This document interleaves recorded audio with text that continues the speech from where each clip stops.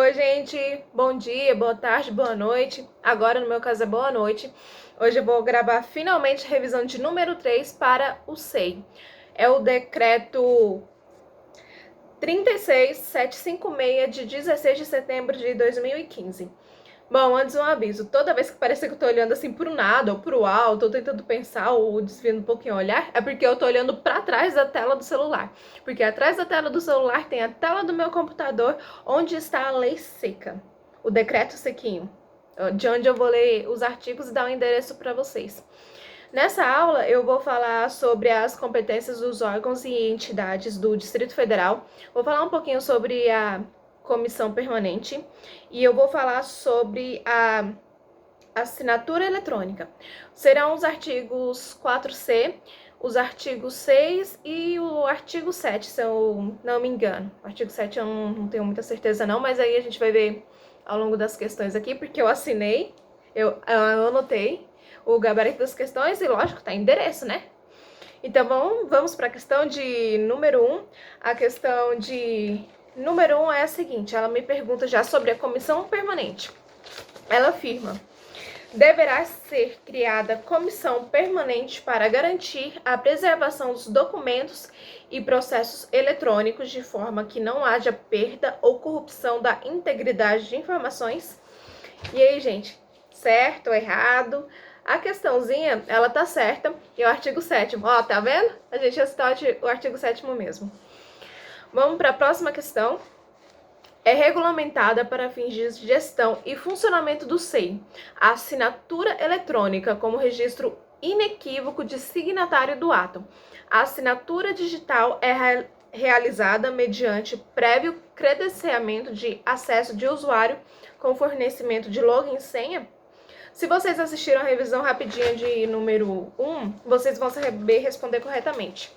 Essa questão, ela tá errada, porque a assinatura que é feita mediante o prévio credenciamento de acesso e com fornecimento de login e senha, não é a assinatura digital, é a assinatura cadastrada. E tá lá no artigo 6, a linha B. Vamos para a próxima questão, que é ainda falando sobre as assinaturas, sobre os tipos de assinatura. Eu tive que dar pausa no vídeo porque eu acho que a minha cachorra viu um esquilo lá fora e latiu demais. Então tá, vamos para a próxima questão. Ela ainda vai continuar falando sobre as assinaturas. Ela afirma o seguinte: no âmbito do SEI, a assinatura eletrônica pode ser digital e cadastrada? E aí, correto, a assinatura sim, ela pode ser digital e ela também pode ser cadastrada. Tá lá no artigo 6, no inciso, ou melhor, nas letras A e B. Vamos para a próxima questão, ainda sobre as assinaturas. A assinatura digital é baseada em certificado digital emitido por autoridade certificadora credenciada na Infraestrutura de Chaves Públicas do Brasil, ICP Brasil. E aí, gente, essa que vocês vão saber responder, né? Eu acho, pelo menos. O gabarito da questão é certo e tá lá no artigo 6º, no inciso A, tá bom? Então, vamos para a próxima questão e ela vai me falar sobre os órgãos e entidades do DF. A afirmação é a seguinte: aos órgãos e entidades do DF cabe apoiar o Comitê Setorial da Gestão e a Unidade Setorial de Gestão no cumprimento de suas atividades e atribuições, além de garantir a execução das ações previstas no cronograma de implantação do CGDF. E aí, gente, o que vocês acham? A questãozinha tá certa, tá errada? O gabarito dessa questão é C de certo. E tá lá no artigo 4C, incisos 1 e 2, que me diz exatamente o seguinte: que compete aos órgãos e entidades do DF, inciso 1, apoiar o Comitê Setorial de Gestão e a Unidade Setorial de Gestão no cumprimento de suas atividades e atribuições, e inciso 2, garantir a execução das ações previstas no cronograma de implantação do CGDF. Vamos para a próxima questão? A próxima questão me afirma o seguinte: é competência dos órgãos e entidades do DF designar 2 servidores como ponto focal? E aí? O gabarito é certo. E é exatamente também o que me diz lá no artigo 4C, inciso 3º. Me diz que... Eu vou ler para vocês, tá bom? Porque tem mais coisinhas que esse inciso cita. Inciso 3º. Designar 2 servidores como ponto focal em cada uma de suas subsecretarias ou unidades correlatas para fornecer informações que forem solicitadas na fase de implantação do CGDF. É competência dos órgãos e entidades do DF. Às vezes a banca pode tentar te confundir falando que essa competência ou é do Comitê Setorial de Gestão, ou da Unidade Setorial de Gestão, ou de qualquer outra unidade, mas, gente, tá errado. Por quê? É porque é competência dos órgãos e entidades do DF. Vamos para a próxima questão. É competência dos órgãos e entidades do DF garantir a aquisição de certificados para as áreas digitais e a manutenção do sistema após a implementação? E aí? Essa questãozinha tá errada.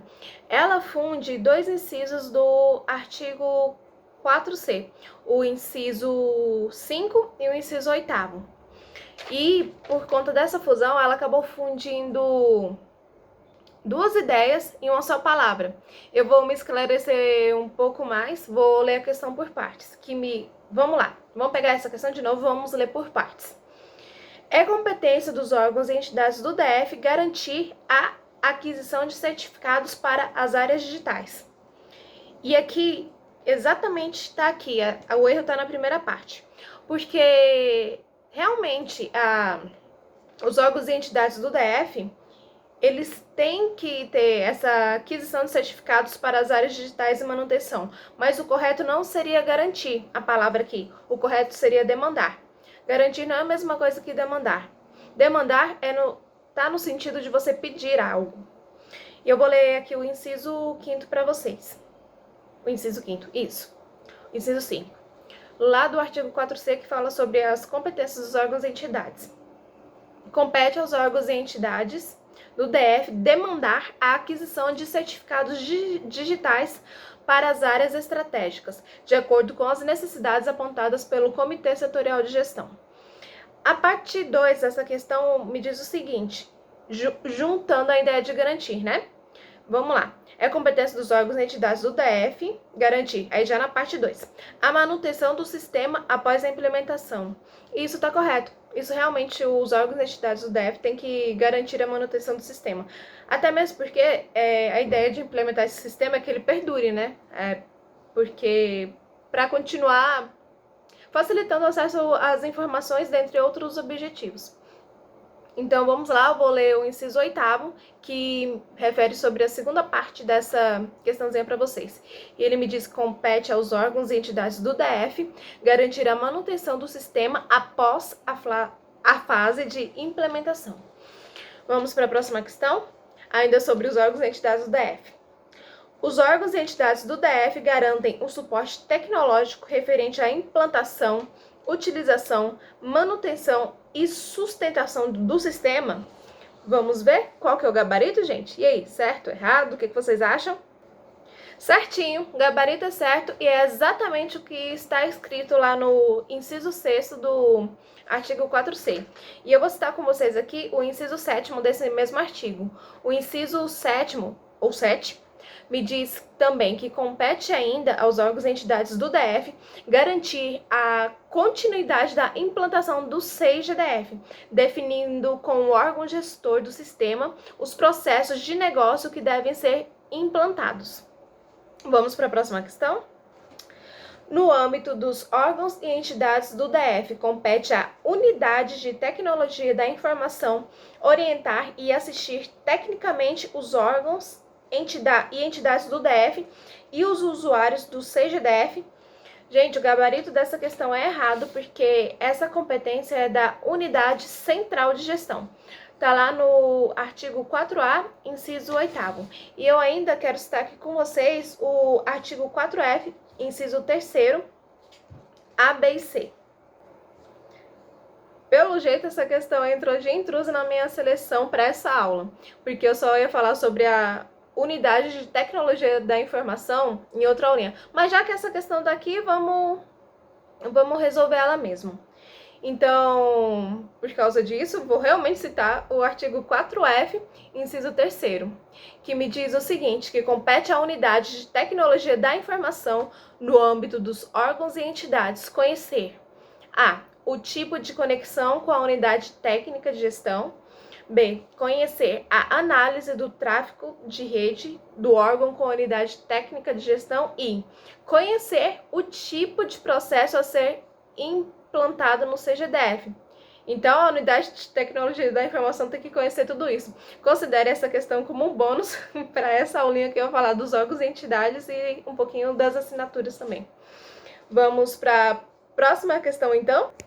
Acho que essa vocês vão saber responder, porque a gente respondeu uma bem parecida lá no começo desse vídeo. A afirmação é a seguinte: deve ser criada comissão permanente para garantir a preservação dos documentos e processos eletrônicos, de forma que haja perda ou corrupção da integridade das informações. Gente, essa aqui tá super fácil. O gabarito da questão é errado, porque faltou a palavrinha não. Sim. Aliás, tá confuso isso, né? Faltou acrescentar aqui a palavrinha não, porque realmente deverá ser criada essa comissão permanente, mas ela tem que ser criada para garantir que os documentos não hajam perdas ou corrupção da integridade dessas informações que estão presentes nos documentos. Então, essa questão você vai achar o endereço dela lá no artigo 7º. Vamos para a próxima questão.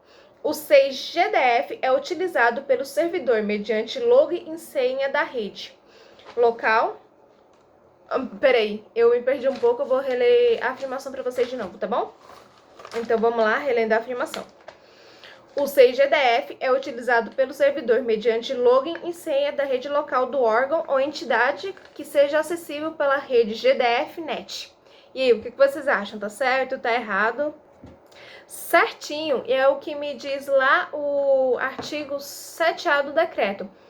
Ele me diz que o CGDF é utilizado pelo servidor mediante login e senha da rede local do órgão ou entidades que seja acessível pela rede GDF-NET.